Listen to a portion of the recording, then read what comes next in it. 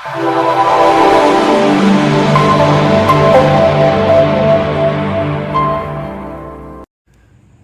तो हम लोग क्वेश्चन नंबर 11 पे पहुंच चुके हैं। क्वेश्चन नंबर 11 में देखिए, पहले ही ऊपर लिखा हुआ है टाइप 2 यानी परिमेय संख्याओं का दशमलव रूप में शांत या अवसानी होने की पहचान तथा उनका दशमलव लिखने पर आधारित प्रश्न है। ठीक है, चलिए, ये टाइप 2 का क्वेश्चन हो गया। उसके बाद देखिए कहता है, दिखाइए कि निम्नलिखित संख्याओं को P बटा Q के रूप में व्यक्त किया जा सकता है, जहां P तथा Q पूर्णांकों तथा Q नॉट इक्वल टू 0 यानी परिमेय संख्या के रूप में। परिमेय संख्या है तो पहले ही पता है कि P बटा Q यानी बटा के रूप में होगा। चलिए इसको लिखते हैं। चलिए, तो ऐसे सोचिए, क्या हम इसे लिख सकते हैं x बराबर 1.27।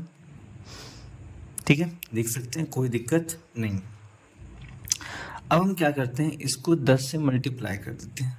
ठीक है, 10 से दोनों तरफ गुना करने पर। ठीक है, 10 से दोनों तरफ गुना करने पर अगर हम 10 से दोनों तरफ गुना करते तो हो जाएगा 10x बराबर 12.7। ठीक है, चलिए, या इसको एक काम और भी कर सकते हैं। इसको यदि हम यहाँ पे भी चाहें तो आप इसको डायरेक्ट आप मान सकते हैं, मतलब यहाँ पे भी डायरेक्ट आप चाहें तो इसको समीकरण 1 या समीकरण 2, लेकिन हम चलो इसी को मानते हैं हम समीकरण 1। ठीक है, पुनः समीकरण 1 में 100 से दोनों तरफ गुना करने पर, 100 से दोनों तरफ गुना करने पर आप चाहते तो करने की कोई भी ऐसी कोई खास जरूरत नहीं, इसका आंसर कुछ भी आ सकता है। ठीक है, वो आपके मानने पर हो सकता है। अगर आपका मन हुआ कि नहीं इसे 10 से नहीं 1000 से गुना करेंगे तो आप 1000 से भी गुना कर सकते हैं, कोई दिक्कत नहीं है।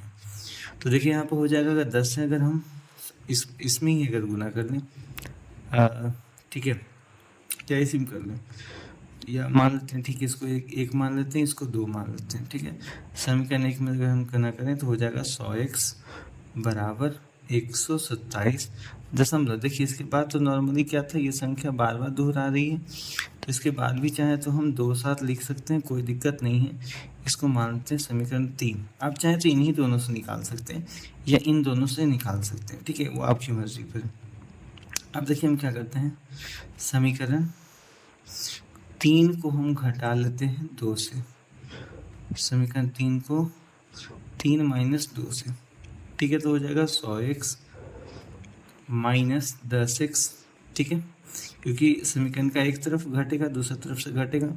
127.27 माइनस 12.7, यहाँ हो जाएगा आपका 90x बराबर, अगर इसको आप घटाते हैं तो लगभग 114.5। ठीक है, लगभग इतना आएगा, या 114 भी आप कह सकते हैं, कोई दिक्कत नहीं। यानी x बराबर 114/90 आप ले लें। इसको आप काट के सकते हैं, 38/30, यहाँ पे 19, यहाँ पे 15, यानी x का मान 19/15 आ गया। ठीक है, तो इस प्रकार अगर आप चाहें तो आप बना सकते हैं। ठीक है, ये हो गया फर्स्ट का आंसर। अब देखिए दूसरा हम बनाते हैं, इसको थोड़ा अलग तरीके से बनाते हैं। इसको मानते हैं x बराबर 0.3। ठीक है, इतना ही पे छोड़ दिया, 3 ले लेते हैं। ठीक है, 3 भी लेते तो कोई दिक्कत नहीं था। इसको मानते हैं समीकरण 1। समीकरण 1 में 10 से गुना करने पर, ठीक है, आपको हमने कहा ना कि आप जो है कम में ही बना सकते हैं। इसको 10 से गुना करते हो जाएगा 10x बराबर 3.3 हो जाएगा ना। चलिए इसको मान लेते हैं 2 से। ठीक है, समीकरण 2। अब हम क्या करते हैं, समीकरण 2 को घटा लेते हैं 1 से। ठीक है, तो समीकरण 2 को 1 से घटाएंगे तो हो जाएगा 10x माइनस x बराबर 3.3 माइनस 0.3 हो जाएगा ना। तो 10 में से 1 गया, 9x बराबर 3.3 में से 0.3 गया तो 3 बचेगा। x बराबर 3/9 काटेंगे तो 1/3, यानी x का मान 1/3 आएगा। तो इस प्रकार भी अगर आप चाहें तो बना सकते हैं। बड़ा ही आसान मेथड है, आई होप आपको समझ में भी आ रहा होगा। अब देखिए इसमें आते हैं, इसके देखते हैं। अब इसको ही मान लेते हैं 0.66 मान लेते हैं, समीकरण 1 मान लेते हैं इसको। अब समीकरण 1 में आपको लगे हो सकता है सर आप 10 ही मान रहे हैं, ठीक है 100 से भी मान सकते हैं। 100 से गुना करने पर वो आपकी मर्जी पर डिपेंड करता है आप क्या करना चाहते हैं। तो देखिए हो जाएगा 100x बराबर 66.66। आगे भी आप बढ़ा सकते हैं ना, क्योंकि यहाँ पे नॉर्मली तौर पे क्या है, ये बढ़ती हुई संख्या है।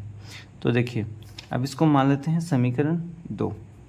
तो हो जाएगा क्या, समीकरण 2 घटाव 1 से, समीकरण 2 को 1 से घटा लेते हैं तो हो जाएगा 100x माइनस x बराबर 66.6 माइनस 0.66। ठीक है, तो हो जाएगा 99x बराबर 66। तो x बराबर 66/99। 3 बार में कर सकता है, 22 दिया 66, 33 दिया 99, 11 दूनी 22, 11 दिया 33। तो x का मान 2/3। आइए आप 66/99 भी लिखते तो आपको कोई दिक्कत नहीं था। तो देखा आपने, बड़ा ही आसान था। आइए अब इसमें 2 क्वेश्चन और हैं, उसको भी ध्यान देते हैं। देखिए पहले हम बता दें, डिस्क्लेमर यही है, इसका आंसर कुछ भी आ सकता है, वो आपके मानने पर डिपेंड करता है कि आपने क्या माना है। 100 से गुना करना है, 1000 से गुना करना है, 500, आप चाहें तो 10 या 20 से भी गुना कर सकते हैं। चलिए क्वेश्चन नंबर देखते हैं 11 का 4। 11 का 4 में भी कुछ इसी प्रकार से है। तो आप इसमें ऐसे लिख सकते हैं, माना, ठीक है, माना x बराबर 0.235, ठीक है, इसको मानते हैं समीकरण 1, ठीक है। अब लिख देते हैं कि समीकरण 1 में 1000 से गुना करने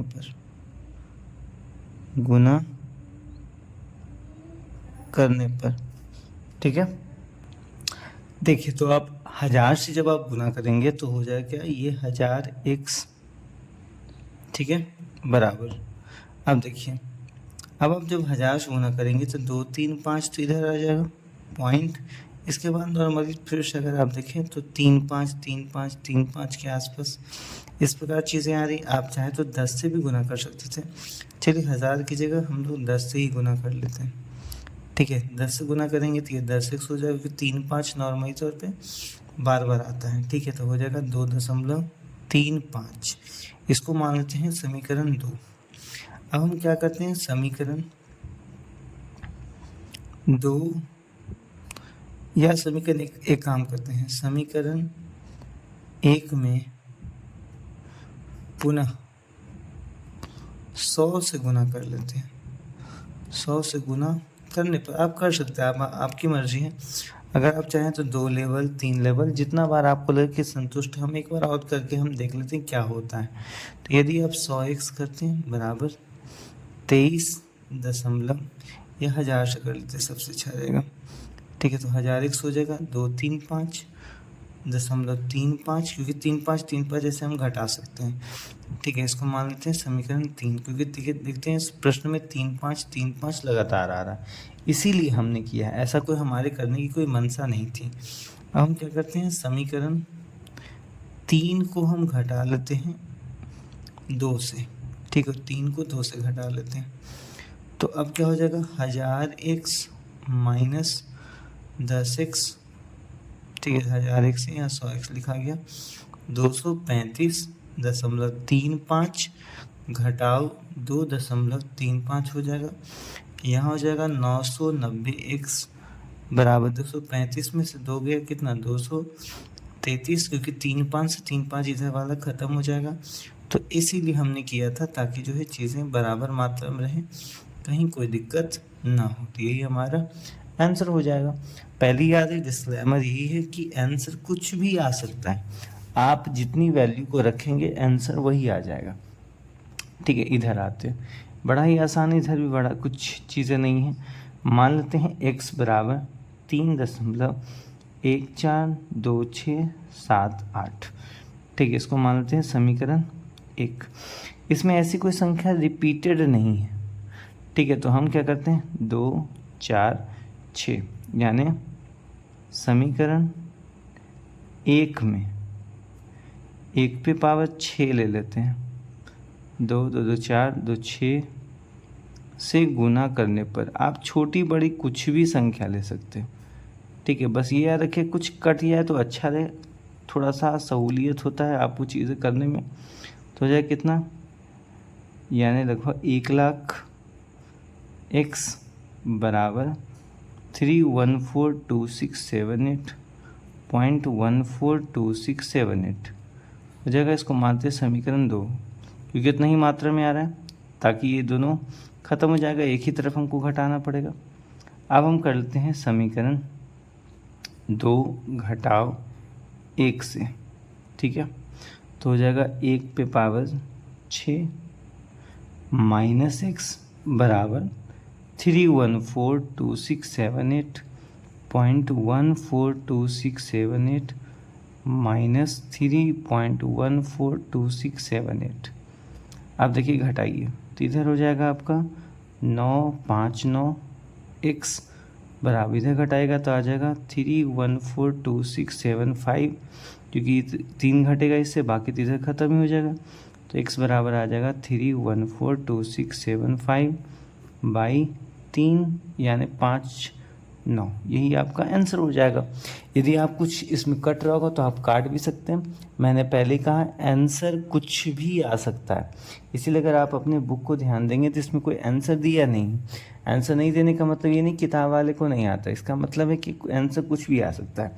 यदि मान लेते हैं इसका आंसर अगर 2/3 अगर बुक लिख देता और आपका आंसर 1/3 आता तो तब तो आप कहते नहीं किताब ही गलत है, नहीं, तो इसीलिए इसका कुछ भी आंसर हो सकता है, इस बारे में याद रखिएगा, ठीक है। आइए क्वेश्चन नंबर हम लोग 12 को ट्राई करते हैं। वीडियो पसंद आए तो वीडियो प्लीज़ लाइक करें, शेयर करें, और पिछली सभी वीडियो की लिंक आपको डिस्क्रिप्शन में देखने को मिल जाएगी, तो आप जाके वहाँ से सारी वीडियो को देख सकते हैं। क्वेश्चन नंबर 12 यहाँ पे कहता है दशमलव रूप में व्यक्त संख्याओं को p/q के रूप में लाने पर आधारित प्रश्न है, ठीक है। क्वेश्चन नंबर 12 है, बड़ा ही आसान है, इसमें कुछ तो आपको जो है बाकी से बनाने से काफ़ी आसान है। देखिए सबसे पहले प्रश्न को हूबहू जैसे उतार लेना है।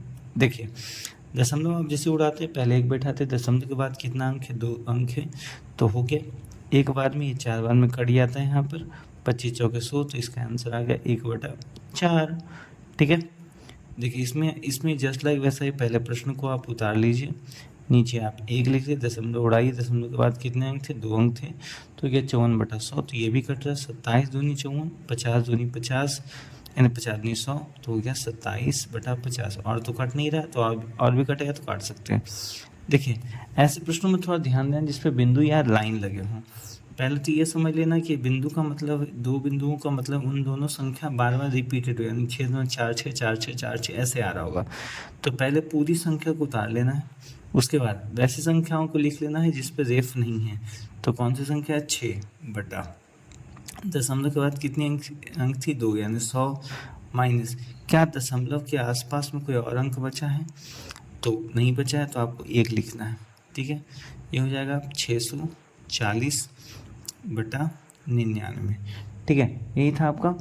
अब देखिए इसमें, देखिए अब इसमें क्या करना है, सेम दशमलव के इधर उधर जितना कौन सा अंक बच रहा है, 3, यानी 3 रिपीटेड है, -0, क्योंकि इसके अलावा 0 ही बचा, तो 0 से घटा लेना है, बटा दशमलव के बाद कितने अंक हैं आप दिखाई पड़ रहे हैं, 100 माइनस 1, तो आपको ऐसे भी लिखना है, क्योंकि नॉर्मल तौर पर देखिए इसलिए क्योंकि दशमलव के बाद भी है, दशमलव के बाद 2 अंक है जिसमें 1 अंक ऐसा जो रिपीटेड नहीं है, तो आपको 1 0 और बैठाना पड़ेगा, ठीक है। जब कुछ नहीं था तो 1 आपने लिखा, जब दशमलव के बाद 0 1 बचा हुआ है जिस पर रेफ नहीं है, तो इसीलिए 1 0 आपको लिखना पड़ेगा। तो हो जाएगा 3/90, इसको काटेंगे तो 1/30, यानी इसका आंसर आ जाएगा 1/30, ठीक है। आई होप समझ रहे होंगे। वीडियो पसंद आए तो लाइक कर दो।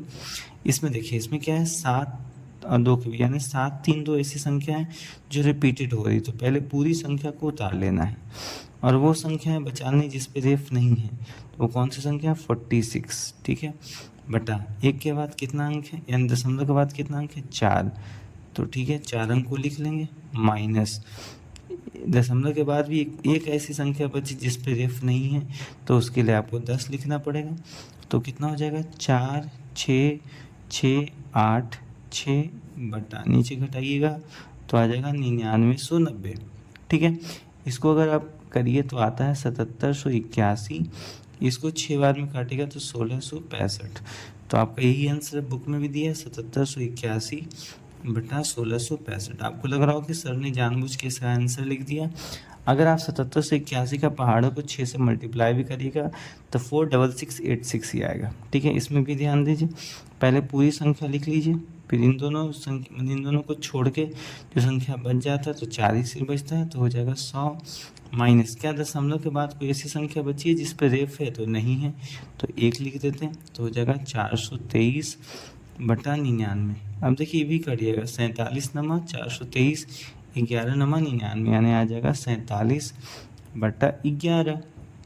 इसमें ध्यान दें तो आ जाएगा 37 माइनस 3। पहले पूरी संख्या लिखते हैं, उसके बाद ऐसी संख्या ढूंढते हैं जिस पे कोई रेफ न लगा हो, बटा। अब देखिए दशमलव के बाद 1 अंक था तो 10 माइनस क्या दशमलव के बाद यहाँ कोई अंक बचा है नहीं, तो आपको 1 लिखना पड़ेगा। ठीक है, तो हो जाएगा 34 बटा 9।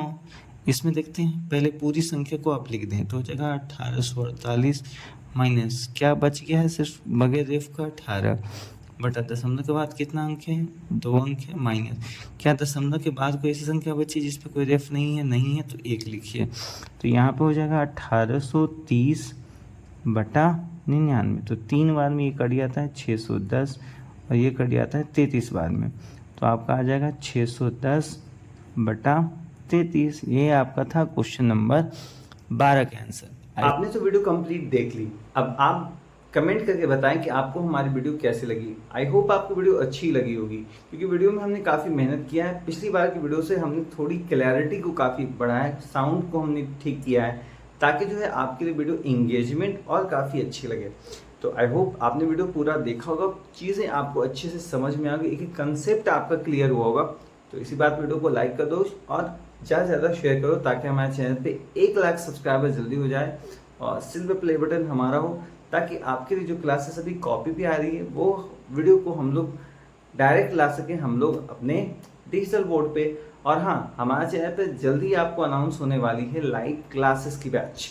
ठीक है, वो भी बिल्कुल फ्री, बिहार बोर्ड के बच्चों के लिए बिल्कुल फ्री लाइव क्लासेस की बैच, वो भी अलग अलग सब्जेक्ट के टीचर्स के साथ। जैसे मैं आपको पढ़ाऊँगा मैथ्स, साथ में साथ बायोलॉजी एंड कुछ अलग अलग, लेकिन कुछ टीचर्स और भी आपके मिलेंगे जो आपको अलग अलग सब्जेक्ट्स को पढ़ाएंगे। तो जल्दी जल्दी आप लोग जो है हमारे चैनल को सब्सक्राइब कर लो, ताकि उसकी अपडेट भी आपको जल्दी जल्दी मिलते रहे और आप लोग